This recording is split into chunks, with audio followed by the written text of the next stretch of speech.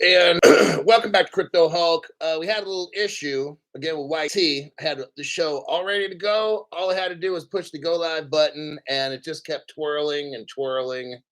So somebody didn't want me to start the show, and that's for show. So we're gonna start over again here.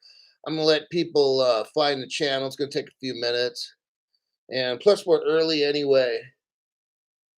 It's I got 5:51 p.m. So just gonna let this go about maybe 2 3 minutes somewhere in there, then we'll start the show. I've got a full lineup. Yeah, let me adjust this camera. I got a full lineup, a lot of news to go over. I don't know if we'll get to it all, but we'll just go with the flow, right? You got Jared, 1970 legend, G.O., Richard Merrill, MK underscore Pizzle. That's for shizzle. Let's see what we got today. Let me show you the lineup. We have an ex-Ripple director, and he's talking about something big happening soon. Now, we don't know what soon means, but I like the sound of that.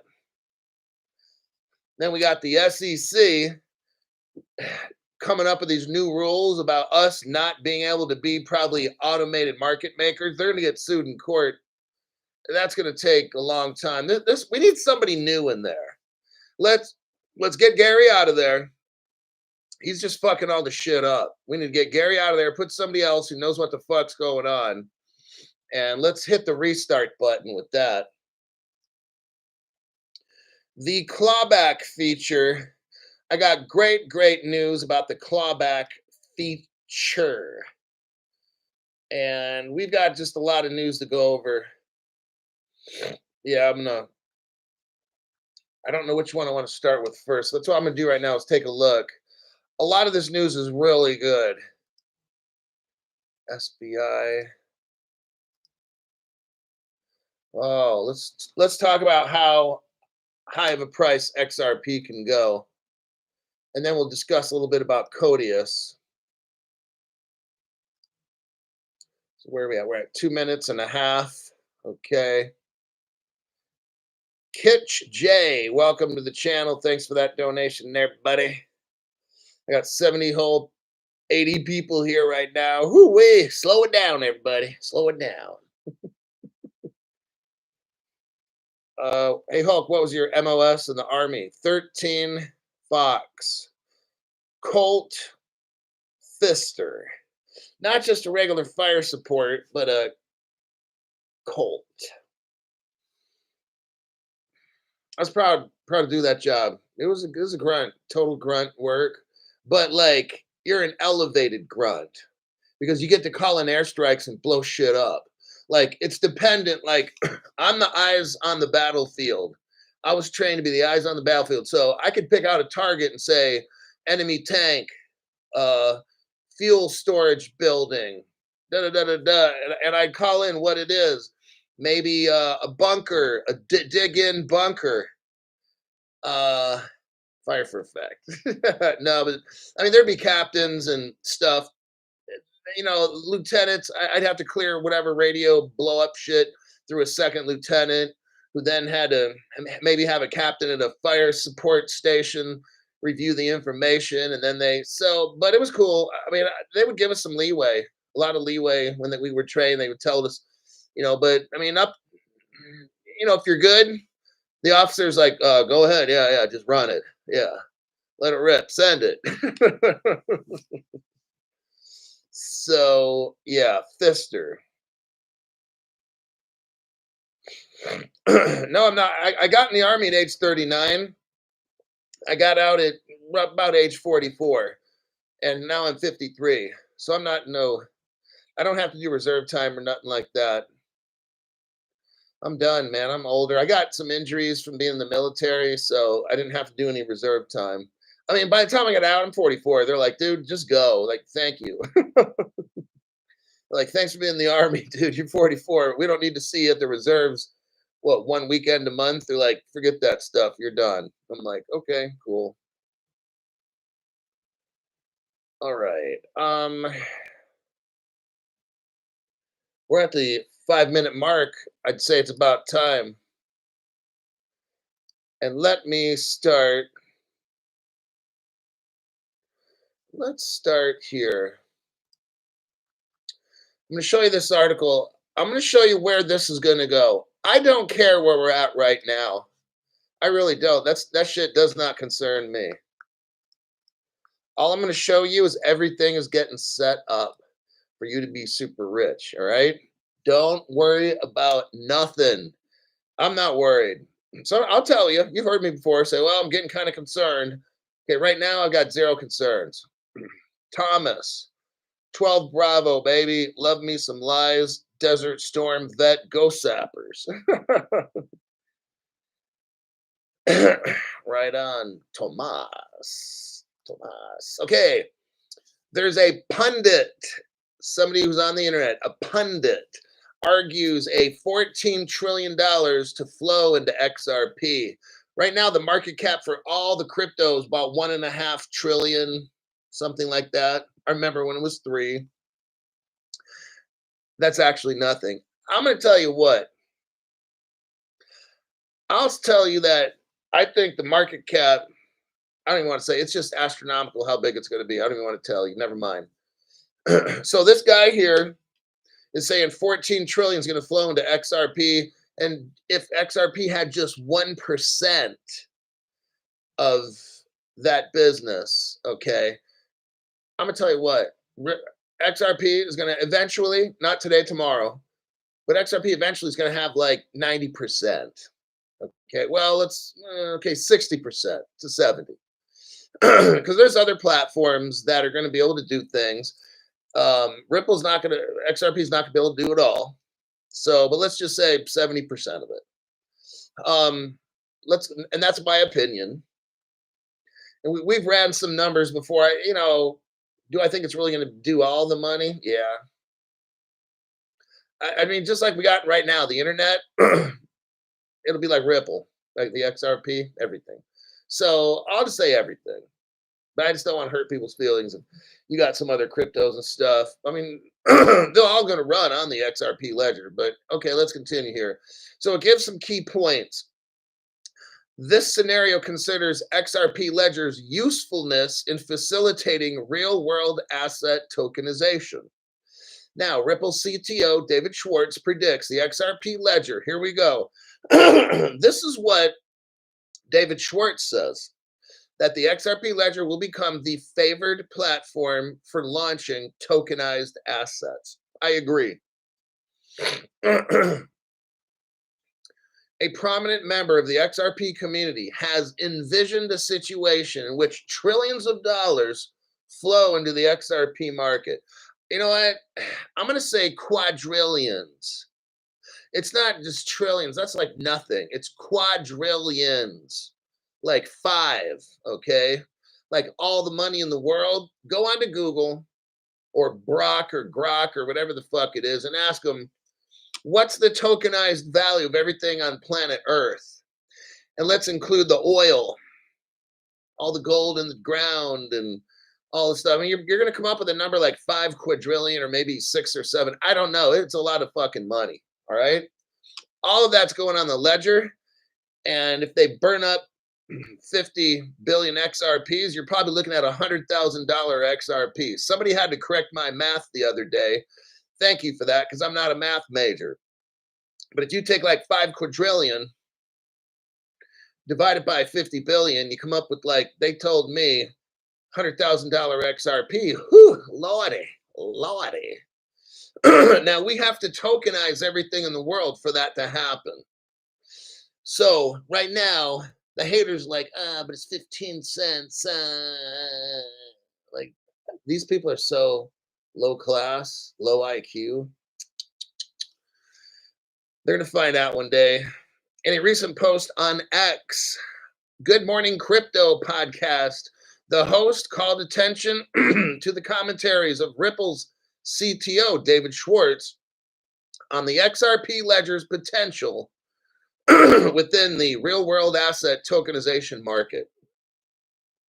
David Schwartz comes in and said the timeline's 12 to 18 months. Well, that would fall in line with what I said. about 6 months ago, I was predicting the spring 2025, and that fits in with David Schwartz's 12 to 28. So, and if you take it back, I think when they had Ripple swell, maybe it was 12 to 18 months back then. So I was, yeah. I mean, that's what I feel, but I don't even care. Like, who cares about that shit? Just keep watching the show. We're going to be all right. But Good Morning Crypto was the name of the source for this. David Schwartz, okay, delivered the remarks during Apex 2023 Developer Summit. David Schwartz highlighted the XRP Labs cheap transaction fees. And that's when he said it would be like 2025 or 2026. The XRP ledger would become the favored platform for launching tokenized assets. You know, you guys, it's not so much the exact time frame. Don't get bent out of shape. Oh, Crypto Hulk thought it was going to be spring. It became winter. So what? I mean, what I want you to focus on what's really important, not the exact date and times that this stuff happens. Remember, they change it all the time. What I want you to look at is the end result. Whenever that happens, I don't know when it's going to be the end. I don't know when we open up our phones, or I'm going to be doing a broadcast, hopefully not till I'm 90 years old, but I'm going to be doing a broadcast and someone's like, Crypto Hulk, check your ledger. Ripple price is at, and I'll be like, what? And then I'm going to open up my phone and look in there, and I'm going to start crying right in front of everybody like a little bitch, right? And I'm going to look in there and see all that fucking millions and millions of dollars. I'll be like, I think I need to breathe a little bit here. Okay. So notably, this discussion expanded upon earlier posts wherein Graham Rodford, so there's a guy named Graham Rodford. I guess he was on the Good Morning Crypto show. I don't watch it. He's the CEO of Arcaix Exchange, and he projected that the XRP ledger could handle up to $50 trillion by 2025. I got this little neat thing. Let me show you real quick. I use it on my knee if you got patellar tendon issues. It's made by Hyperice. And I had it on the cold. So now like top of my knee is like ice cold. So now I'm going to let it just get warm and then maybe later put it back on again in 20 minutes or something. So if you have knee problems, you might want to try that thing. So this guy named Graham, I mean, the thing totally works. I would say buy it. It's $400, but I got bad knee problem, and when I use that thing, I have no knee problem.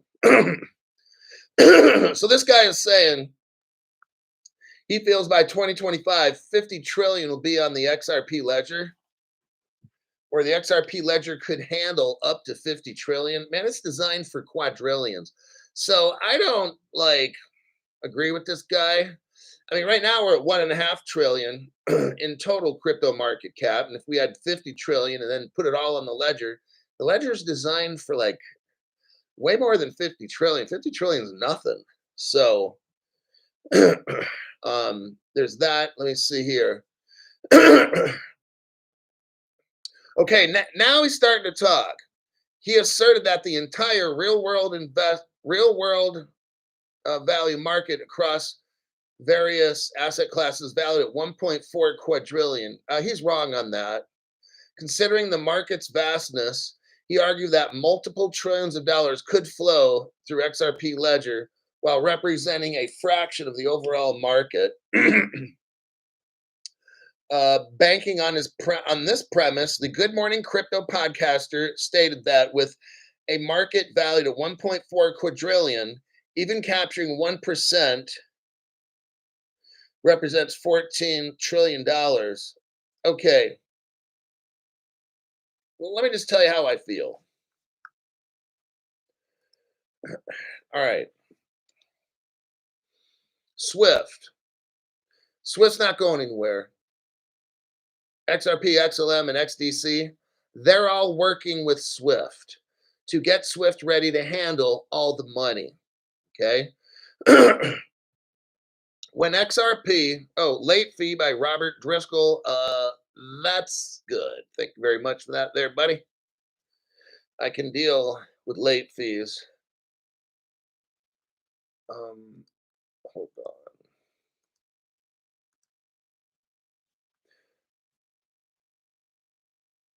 Now, what we got going on is this. I don't do hype. So Swift moves about $1 quadrillion a year. Okay. All the money in the world's moved through Swift.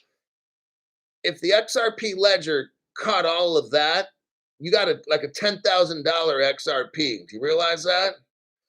That's at 100%. If Swift just decide, look, they're already working with Ripple. Just keep it real. XRP, XLM, and XDC. Swift is integrating with all of them. So, let's say we get 10% of the Swift money running on the ledger. That's still a $1,000 XRP. Okay. Now, if you go to Google again, type in or Grok or whatever, and some artificial intelligence, whatever, and ask what is the value of everything in the whole entire world, including the oil in the ground, diamonds and stuff, you're probably going to come up with a number like 5 quadrillion American dollars. Okay. So you take that and divide it by 100 billion XRP, you might come up with a number like, I don't know, $50,000. Now, if you take that 5 quadrillion that you got from artificial intelligence telling you, I'm breaking it down how I come up with the numbers. It's not hocus pocus. I'm not making shit up. It's just facts, okay? I run a facts-based program. So what you do is you take all the value in the world. So let's say now it's 5 quadrillion. But let's say they burn up all the escrowed XRP. Now we're left with, like, let's say 40 to 50 billion. Let's just say 50. Now we're looking at a $100,000 XRP. It's not going to happen today or tomorrow, but I'm just saying when they tokenize and tokenize more and more and more, maybe this tokenization process now, I'm going to tell you what, 2030, then the United Nations wants to make all of us slaves by 2030 and have everything all tokenized out and shit. Okay, the 2030 report and their goals, okay, that's about 6 years from now, from right now. So what I'm going to tell you is this. I'm going to venture to guess, I'm using my opinion, that by 2030, that's when all this shit's like at $100,000. I don't know what XDC would be. I don't know what Stellar would be. I really have no idea guessing. If you got any of those, and you got at least 1,000 of them, you're going to be in great shape, okay? But I'd suggest, with XRP, if you can get 5,000 XRPs, that would be great. At a minimum, 2,500 maybe at a minimum, but just, but we only have so much money. If all you got is $2,000, maybe just buy XDC, buy like a gazillion XDCs for 2,000 American dollars. What do you get? 5 for $1 or something, or 20 for $1? I mean, you can get a lot of XDC. So, XRP. So yeah. Now, let's go over. So that's all the value of the cryptos. Now, let me show you what Codius is. Here's why it's all going to run on the XRP ledger. Everybody's going to use it. Now, remember, the XRP ledger cannot do everything. What is it? It's a highway. It's kind of like Goodyear. Goodyear makes tires, but they don't make cars. You know what I mean? Like, they just make the fucking tire. And they can fix cars, but they don't make them. Like Firestone, Goodyear, like they make tires, and you can go to a Firestone dealer where they can fix your car and change the tires. And that's kind of like what Ripple is. Ripple can fix every single tire, but it's not a car. You know what I mean? Like, and then there's trucks and stuff. So imagine you have a highway. Another great example is Ripple's XRP ledger is a highway. So you can be a motorcycle. You can be a Ducati motorcycle. You could be a Corvette, whatever. You could be a dump truck and drive on the XRP highway. And Ripple's a service station. Use whatever different analogies like that. Now I want to show you. So I gave you the Codius. Okay, there's the Codius article right there. Now, we're going to go over this really quick. I'm not going to spend a lot of time. Go back and look at my Codius videos if you want to learn about Codius. I've spent one time 45 minutes teaching this, okay? I'm going to give you like the 5-minute version or less, okay? Like, I'm not even teaching Codius today. I'm going to teach like a sentence and that's it, okay? But let me tell you just briefly what Codius is. Actually, let's go over the overview for that. I'll let the article explain. What we have here is a white paper. It was made by Stefan Thomas and Evan Schwartz from Ripple back in the day, Ripple Labs, okay? It's called Codius. Let me start with overview. What smart oracles provide a simple, flexible way to implement smart contracts. You've heard of smart contracts, right? Like Ethereum. Guess what Ripple has? It's called a smart oracle. It's better than Ethereum. Why? Because it's smarter than a smart contract. It's a smart oracle. Oh. And Ripple's smart oracles encode business logic, laws, and other agreed upon rules. Smart oracles build on the idea of oracles. Now, Ethereum has oracles, but they don't have smart oracles. Nobody does. That's why Ripple's going to dominate and have the ledger control everything. Okay, let's continue. This here explains why. So, smart oracles build on the idea of oracles or entities. So, smart oracles provide smart contracts with information about the state of the outside world and combine information gathering with contract code execution. Now, here's the part that I have underlined on my page. In such a system, like Codius, rules can be written in any programming language and, okay, stop. If you're using Bitcoin's code language, it doesn't understand any other language. If you're writing programs in the Ethereum language, it doesn't understand other languages. Are you getting the point? If you have Cardano and you're coding in Cardano, you don't understand other languages. I think I'm making the point right here. The difference is with Codius, it explains, it transfers, it deciphers any coding language. Oh, man. It's kind of like having a kindergartner versus a college professor, okay?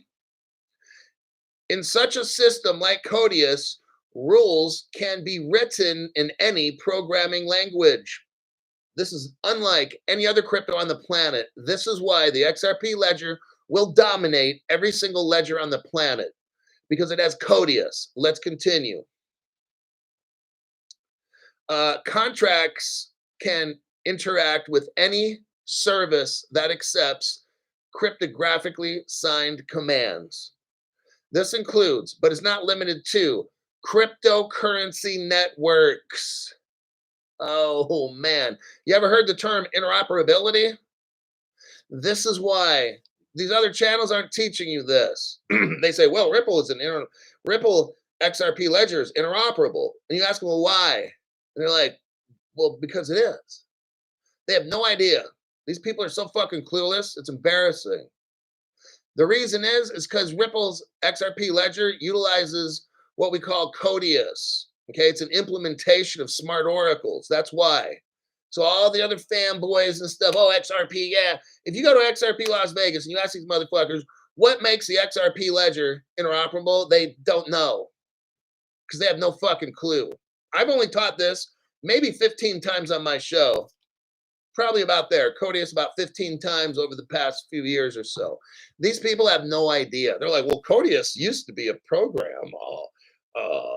It is. It's the future, you fucking asshat. Okay? So what we have here, Codius allows contracts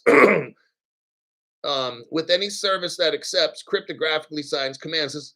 This includes cryptocurrency networks. So every crypto network will be built on XRP Ledger. And that way, all these different networks will be interoperable because of Codius. That's why, okay? It says here, we introduce an implementation of smart oracles called Codius, which uses Google's native client for code sandboxing. So we've got Google mixed right in. Like, look, these people planned this shit out like 10 years ago. Actually, 10 years ago is when Codius was done. Now, you can't see it on your paper for Codius, but I have the original, which they took off the internet. You don't have the original, but Codius was 2014 that it came out and was known to the world. Now, this article here is wiki, Codius wiki. I'm not seeing a date. Like mine clearly shows a date up at the top, but this one, like I said, is not the original. It's a pretty good copy, but it's not the original. So what we have is Google working with Ripple, and they have something called native client that Google acquired it from native client. So now it's called Google's native client, and it's a implementation of smart oracles called Codius. And what Codius does is it can speak any crypto coding language, and it can interact, and it can help this platform contact that platform and get this done. You see what I mean? No, but it's the God of the internet. It's the crypto all-knowing God of the cryptocurrency world, of Web3, of everything. That's what Codius is. I'm not getting into it. Here's the article here. You can look at it yourself, or go back and watch one of my shows where I spend 45 minutes going over Codius. It's pretty fascinating. Yeah, it's pretty amazing. Let me check the comments. We got the Real Gems Club. I got one of these ass hats. I've got to get me one of these ass hats. Hello, everyone. Logician. Times Hulk, you've hammered. Hulk's casting couch says, I'm going to say about 20 times, Hulk, you've hammered it into our heads. I hammered it. 1970 legend, XRPL and Codius will set us free. Buddy. Hey, are you copying my lines? Are you trying to steal my lines there, buddy? Thank you very much for that donation. Totally appreciate it. So there you have probably one of the most important news articles I'm going to go over today.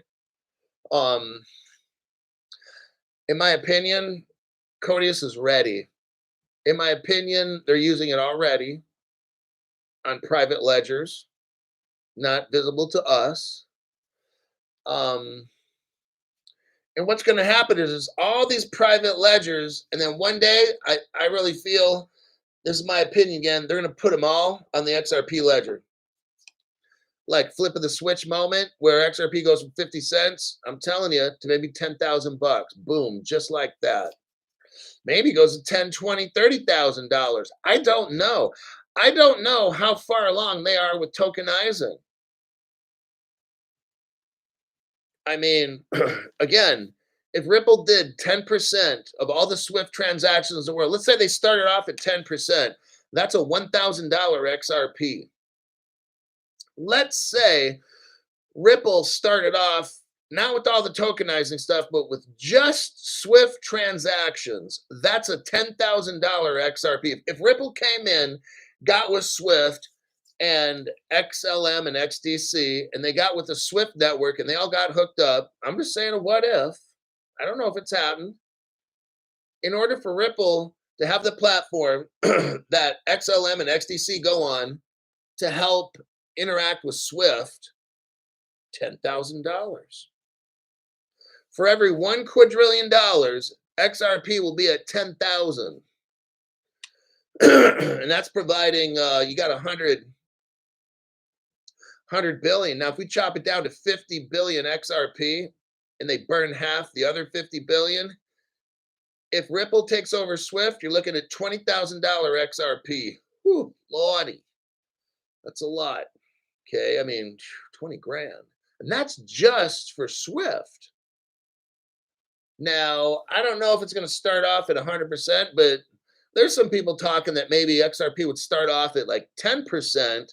And now remember, in case there's a glitch or whatever, maybe they're going to start off real cautiously and say, okay, we're going to run 10% of our banks on the XRP ledger. And the other 90% are going to use traditional GPI or whatever they're doing right now. I'm not an expert in how Swift runs, so that's getting outside of my area of specialty. But let's say this. They want to flip a switch, but not have 100% of the world's stuff on Swift, because that'll fuck something up if there's something wrong. And they got to stress test it. So maybe they start off with 10% of all the banks. So let's say there's, I don't know how many banks in the world, whatever there is, okay? Maybe Ripple has what, 500 banks? Maybe you start with 10%, 50. You got 50 banks and they run XRP and everything's good. Then you make it 100 banks, then 150, 250. See what I mean? And then eventually over a period of whatever they want, a year, 2 years, I don't know, 3 weeks. I mean, fuck, I don't know. Then bam, $10,000 XRP when you're running 100% of Swift. All right. Go Bucks. Tampa Bay Buckeye. I think they already have enough testing to flip the switch. Then bring it. Let's have that $10,000 XRP or 20, depending on if they burn up the other 50 billion. Whatever it is, won't be 50 cents. That's for show. Okay, let's go back to the good news. XRP clawback. Let me do a copy paste.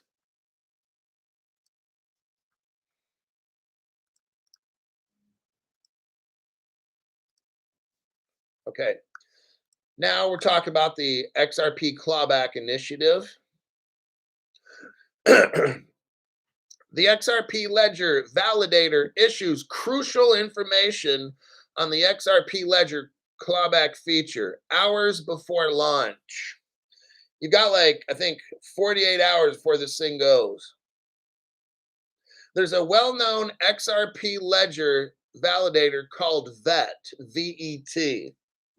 And this person has disclosed some important information on the upcoming XRP ledger clawback feature with 24 hours left before its implementation. Let's read this here. In a recent post on Twitter, VET emphasized that the XRP clawback does not work with XRP. That's a good thing. Notably, several members of the XRP community have either expressed concern or raised questions about the use of the clawback feature to recall XRP tokens from a wallet.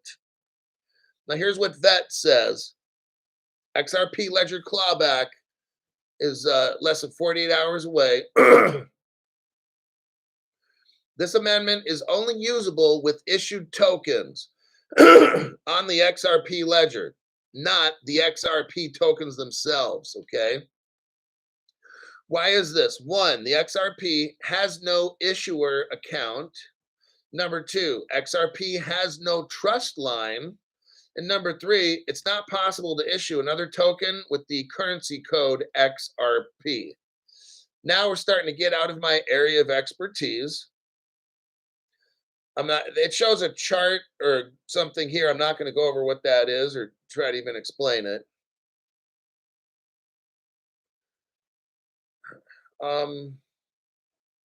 Some observers suggested that when the Ripple executive, Chris Larson, when his wallet got hacked, some people were like, hey, why can't we use the clawback to get it? It doesn't go after XRP.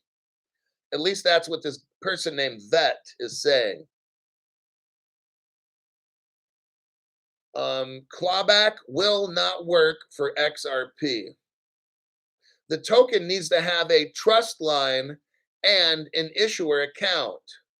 Trust lines on the XRP ledger allow users to select, determine the tokens they are open to holding, offering control over their account activities.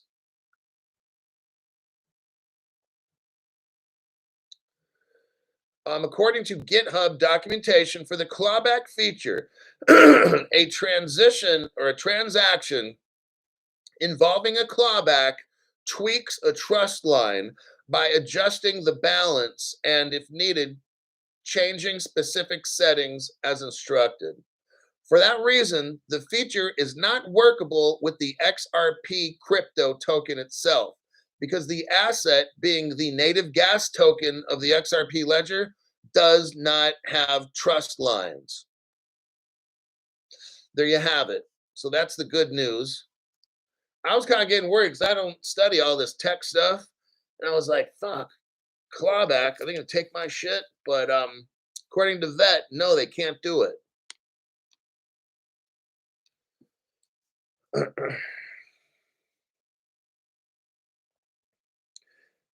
XRP Shaman says, internet has sucked here tonight. Total reboot. Anybody else having problems? And they don't want you to know. They must have watched my videos and be like, oh, man, we can't let these people watch this Crypto Hulk show tonight. That's for certain. So that article is done. So any kind of fear with this clawback thing, don't worry about it. According to Vet. Hopefully Vet is right.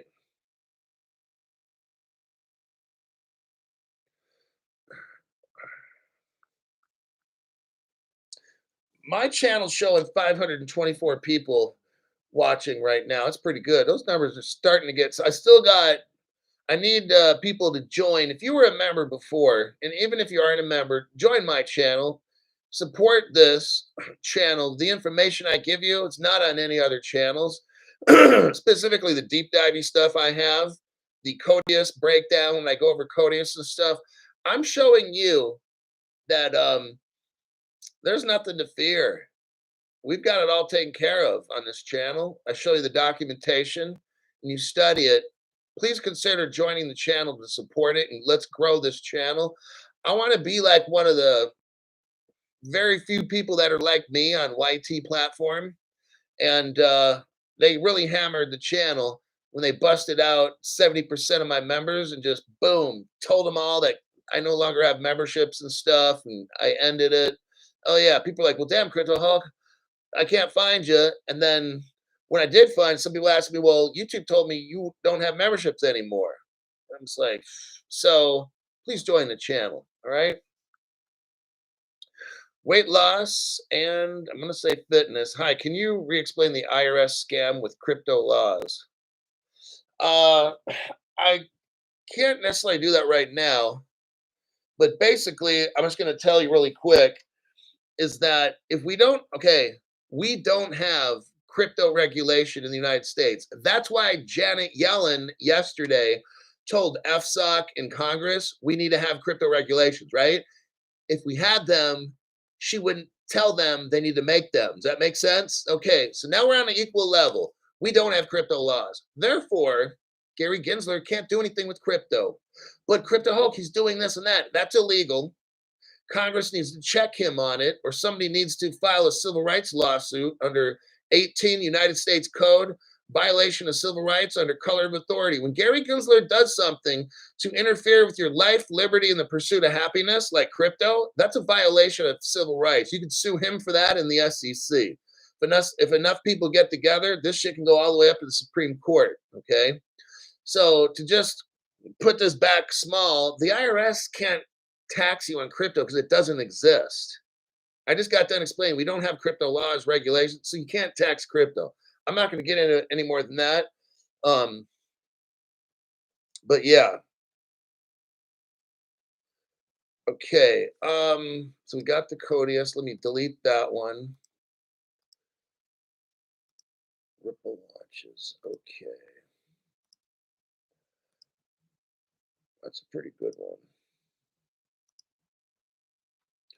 Okay, let's go with another positive one.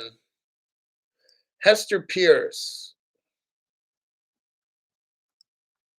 Copy and a paste. Hold on a minute.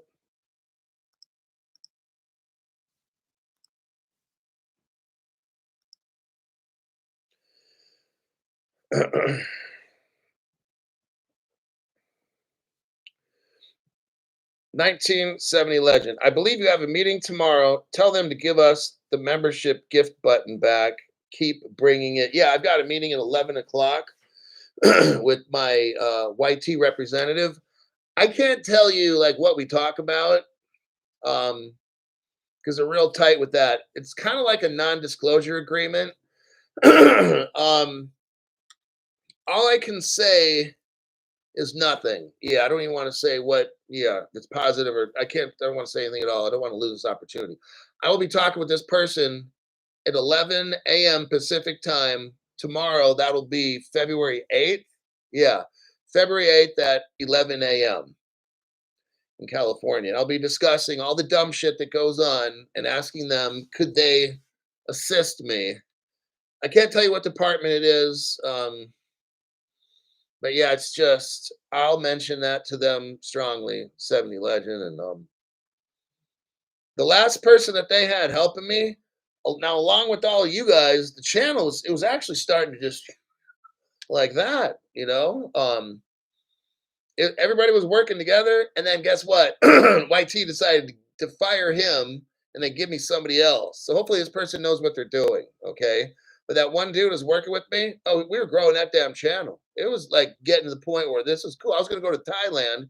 I was able to start making some money to put away to go to Thailand, maybe to spend 2 weeks and do shows and go over Thailand and see how crypto is used in banks. I'd go to investment companies in Thailand, maybe talk to the government, get an interview or something in Thailand, right? And just do the damn thing in Thailand, full out crypto. Yeah, I'd have some fun. But each day I'd go somewhere, maybe to the trade ministry. And the next day we'd go to whatever, a bank. And then the next day, see what I mean? So I talk to interview these people. But YT just destroyed my member base. I lost 70%. So I had to postpone the Thailand trip until I can get the membership up again. I can start making some good money, and because that Thailand trip's going to cost a lot, like probably I'm sure 10 G's or something, like because I got to stay there and yeah. So all right, maybe like 7 G's. I don't know. It's expensive traveling now. Um, let's go to Hester Pierce. Okay, that's what we're going. Now I'm gonna tell you something about Hester Pierce.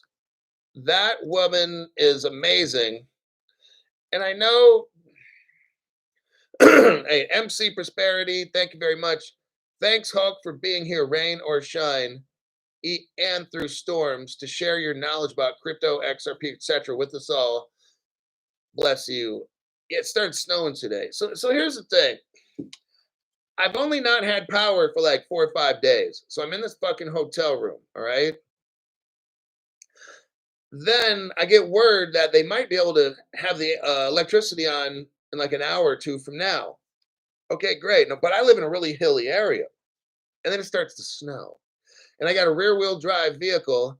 You can't drive it in the snow. So, knowing my luck, it's like the house will have electricity, but it started snowing, so I won't be able to get to the house unless I have like a fucking Jeep, you know, Wrangler, whatever the fuck those are, anything all-wheel drive. So hopefully the snow doesn't snow. I mean, it did snow earlier, but it started to stop. So, and I'm just like, fuck, man, do I gotta be in this hotel for like 8 days or some shit?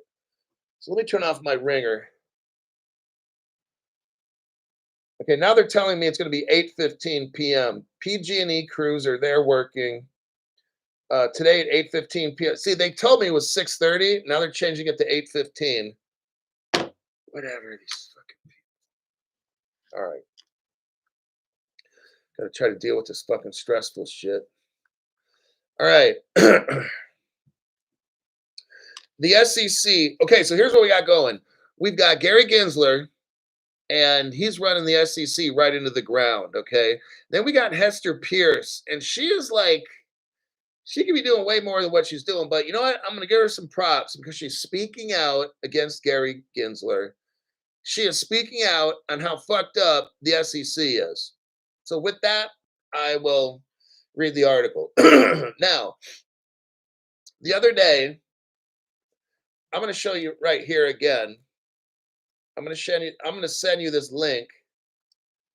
Copy and paste. I'm going to show you the link, and then we'll go back to. So there's the link. The SEC comes out with this new rule. If you're going to try doing automated market making and become a liquidity provider, then you got to register with the SEC because that's a security and blah, blah, blah, blah stuff, okay? What the SEC is trying to do is sabotage crypto.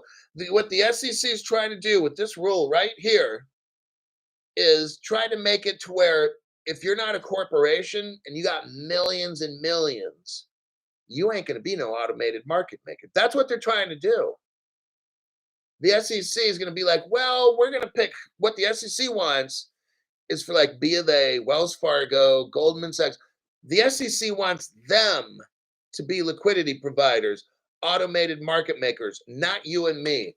So what the SEC is going to do is raise the bar so high that maybe you have to spend $100 million to get through all this registration and legislation stuff.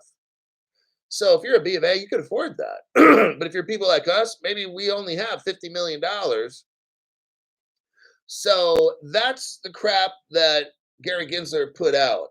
Now let's go back to the article. SEC Commissioner Hester Pierce said the new rules that I just showed you right there, the new rules harm not only market participants who find themselves transformed into dealers, but it also hurts the broader market. See, what Gary Gensler is trying to do is create a monopoly. You see this? So let me explain. Instead of having like 10,000 liquidity providers, Gary wants 10. And he wants them to be like these big banks, like I just mentioned their names. He wants all of us decentralized, thrown out of the way. And he wants a centralized liquidity hub that he can control. And all of his buddies get rich. And all of us, they close the door so we can't do it. Hester Pierce is calling Gary Gensler, that little bitch. She's calling him out on it, okay? Hester Pierce, anytime you want to be on this show, I know you never would, but it's an open door policy. Call. The United States Securities and Exchange Commission adopted new rules on February 6th that redefine, quote, dealer and government securities dealer. First proposed in 2022, the new rules require more crypto market participants to register, join a self-regulatory organization, and comply with federal security laws. The new SEC rules have garnered much criticism from the crypto community, from the DeFi ecosystem, and from pro-crypto politicians. Since the rules were proposed 2 years ago, the crypto community has protested, citing, listen to this, a lack of clarity on the definition of crypto securities. Stop right there. I have been telling you for 4 years, we have no crypto laws and regulations. Go in the United States Code. There's nothing there. I've already shown you the United States Code already. There's no organization like a regular penal code and stuff. There's none of that. The United States Code has nothing on that. What Gary's doing is illegal. He's trying to say, oh, if you're staking a crypto thing, then that's a security. No, it's not. Because if I'm a liquidity provider, I don't have ownership, okay, of some other company or whatever. So that's one of the biggest things. Is there a expectation of a profit? Sure. But people buy art paintings, like Leonardo da Vinci paintings and stuff. Of course, people buy it because it's beautiful. Some people buy it. See what I mean? You don't know why the person's buying it. So Gary's assuming that when we are automated market makers that we're doing some kind of a security. Gary's wrong. Gary's high. So Hester Pierce is calling them out on this. And also, here's the thing. Someone needs to let the news media and well, they're communists, but it's like we don't have crypto regulations in the United States of America. Therefore, Gary Gensler cannot do what he's doing right now. It's a violation of your civil rights, 18 United States Code. Where are the fucking lawyers on this? Okay. So, in an official statement, SEC Commissioner Hester Pierce stated that she cannot support the final rule as the definition of dealer is inconsistent with the statutory framework. Hester Pierce is calling out Gary. This is truly amazing. Like, I have mad respect for that woman. She's saying Gary can't do that legally. That's what she's saying. She cannot support the final rule because it's inconsistent with statutory framework. You know what that's? She's trying to be nice. If something is inconsistent with statutory framework, it's illegal. That's what it means. It's illegal. In addition to harming market participants who find themselves transformed into dealers, this rule harms the broader market. Gary Gensler is again destroying the crypto market in America by forcing illegal activities, by trying to call people dealers. Gary doesn't have the right to do that. That's illegal. Where's our justice? Where's the Justice Department? I want to know. I used to work for them. I won't tell you. I used to work for the Bureau, but I'm not going to say what Bureau. Okay. But I am a pretty good investigator. But anyhow, that's not important where I used to work. The important part is Gary's doing illegal shit, and the Justice Department is not protecting Americans. Okay. That's their fucking job. All right. Those two articles are done. Let me check some comments here.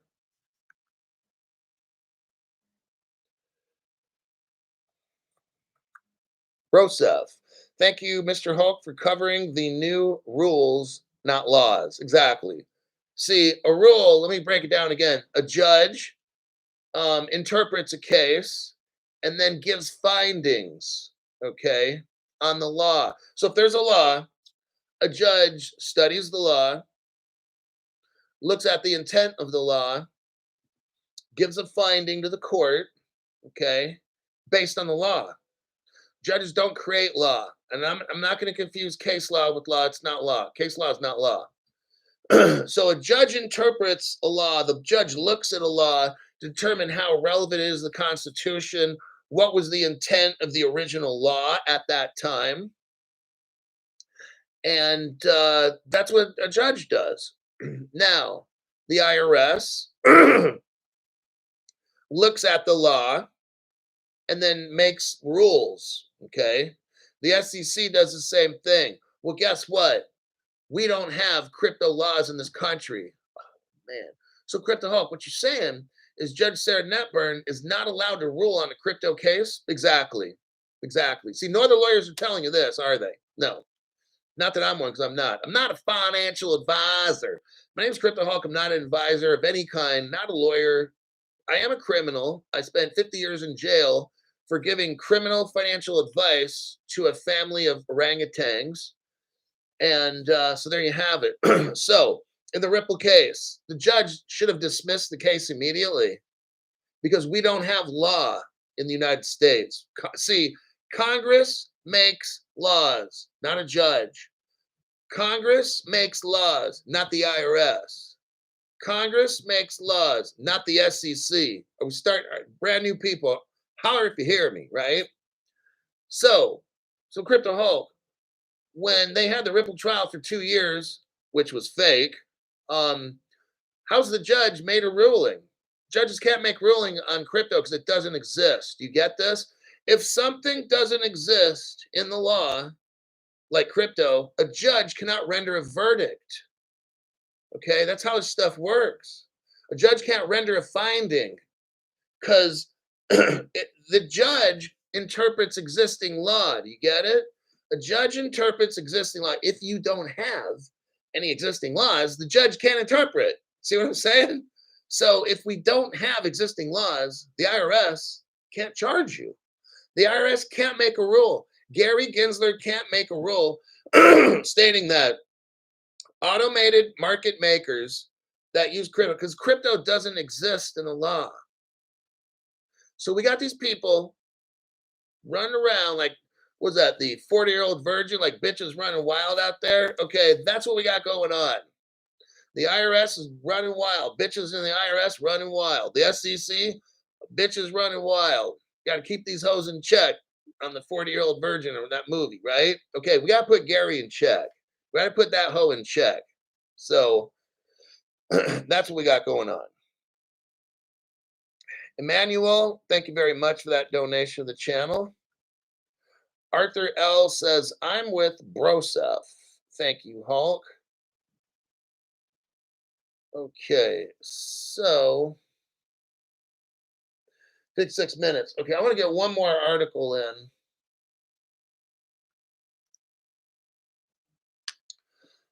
I think we're going to wrap it up with this. Ripple executive.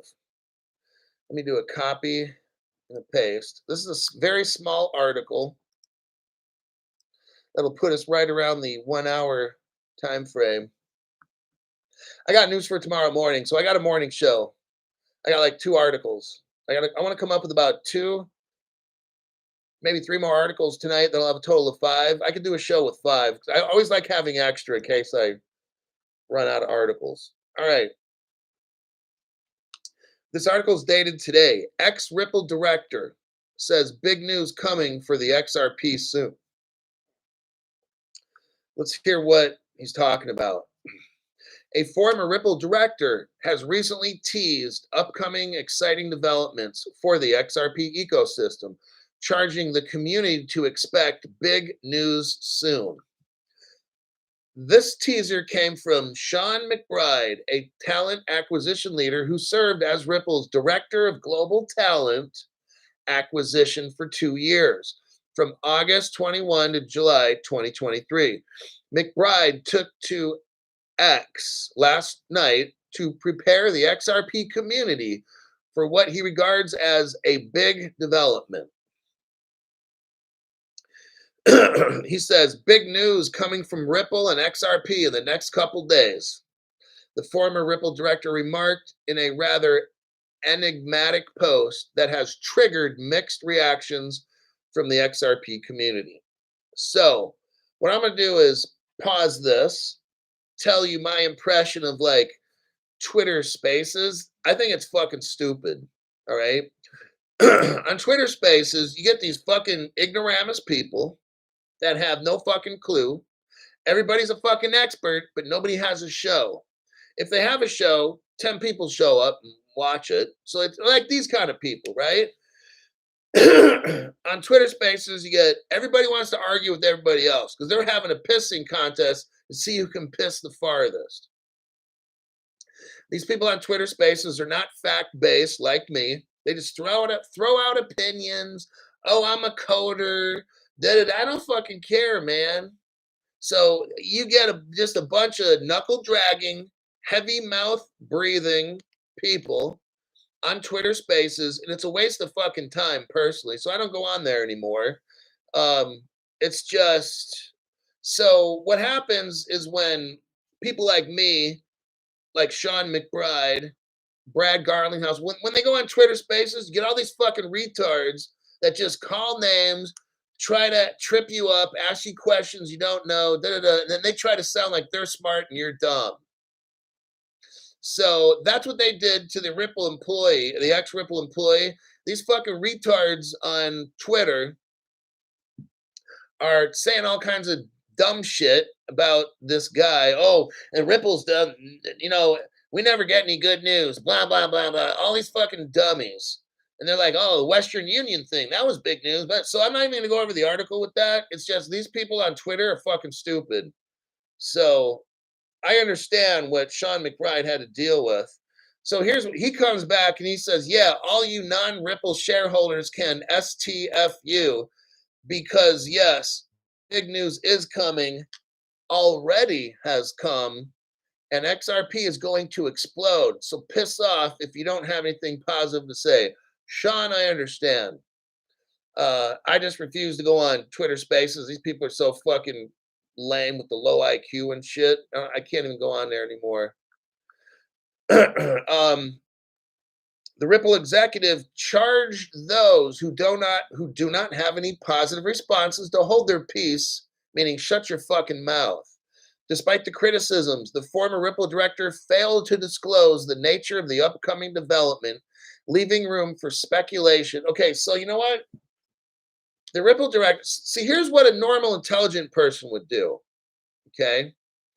Ripple director tells me, ex-Ripple director, hey, Crypto Hulk, some massive stuff's going down in the next couple days, maybe at Ripple. I just want to let you know it's very great news. I'll be like, cool, man. Thanks for letting me know. That's what I would say. But see, these knuckle draggers, like, I think they're half evolved chimpanzees. Like, they've made it from halfway from being a chimp to a human. Now, us, on the other hand, we were born humans, but these knuckle draggers on Twitter Spaces, they actually came from a monkey and are trying to evolve into people, but they're having a hard time. So that's what I would do. I'd be like, hey, Sean, thanks for letting me know that. But these people get all butthurt. Oh, he didn't tell us what, blah, blah, blah, blah, blah. Like, man, these stupid fucking people. So I understand, Sean, that you got to deal with chimps over there on Twitter Spaces. So I'm going to leave that article at that. So in the next few days, we're going to hear something important about XRP. So we'll just wait to find out what it is. It's fine. I'm glad he told us something big's going to happen. He didn't have to tell us what and get into all the details like these stupid knuckle draggers. Stephen Morris, thank you very much. Big news, meow, right? Meow. All right. Michael Nair, thanks for that donation. Hey, Hulk, thanks for keeping the hopium alive with facts. I was disappointed when the membership was canceled. I've decided to donate where I can. Keep up the good work. Thank you very much for that. Yeah, everybody, it wasn't, you were disappointed. Everybody got canceled and everybody got their money back. If you didn't, that's a deal with YouTube because they took out a ton of money from my account and just paid back everybody. But they told everybody, oh, he's no longer having memberships. That was a lie. So it wasn't an individual. It's just I had to bump the membership price up and I asked people for about 2 or 3 weeks and it all seemed pretty positive, like everybody was on board with it. So that's what I did. For about 2 to 3 weeks, I would tell people on my show, hey, I'm thinking of going from $4.99 to $9.99. And it was like everybody was positive with it. So that's what happened. Lakey XRP, thank you very much for that donation. The next few days for time to dump another 100,000. Got delayed.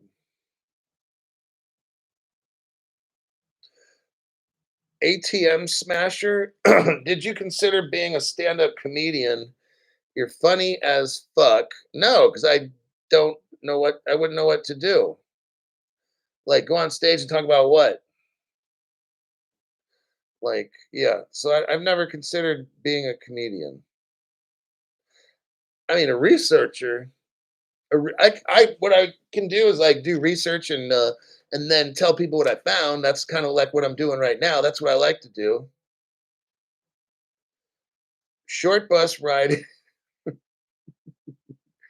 short bus riding in tinfoil hat, wearing Tide Pod, eating knuckle dragging mouth breathers.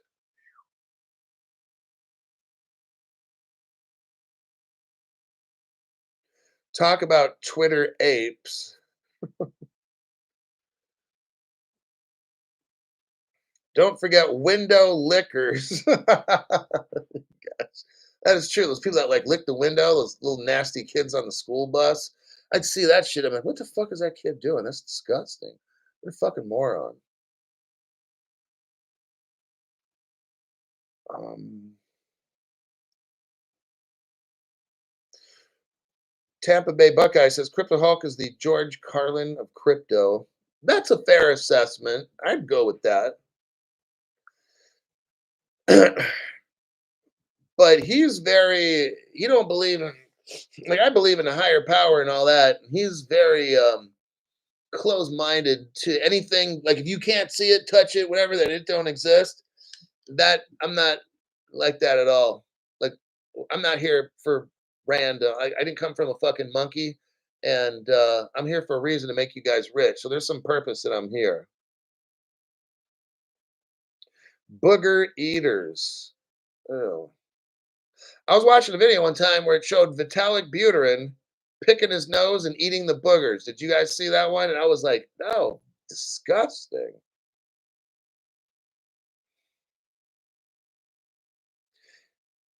Psychop says, in the right place. Thanks, Hulk. Yeah, it was Vitalik Buterin. I'm totally serious. He was like doing all this stuff, and then he was doing this, and he stuck in his mouth. I'm like, oh, damn. It was on video. I saw it. I'm not lying. I'm not selling my XRP for nothing. This world not happening.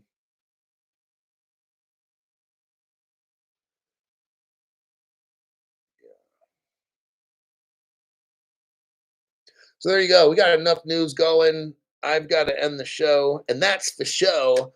Definitely going to have a 6:30 a.m. Pacific show. I got to put it together. Rod, I don't know as far as XRP price this year. Like, I don't know that. So right now I've got 7 o'clock p.m. Pacific time. Give me like at least like 2 hours to like 9 p.m. Pacific, and I should probably have a show put together for tomorrow morning, 9 p.m., 9:30 Pacific, something kind of like that ish. Um, Latest at 10. So in about 2.5 hours from now, I should have another show put together, somewhere around there. How many hours do I sleep? I don't know, like 5? Somewhere around there, like 5. All right, that'll be the end of this transmission. I'll see y'all in my next broadcast.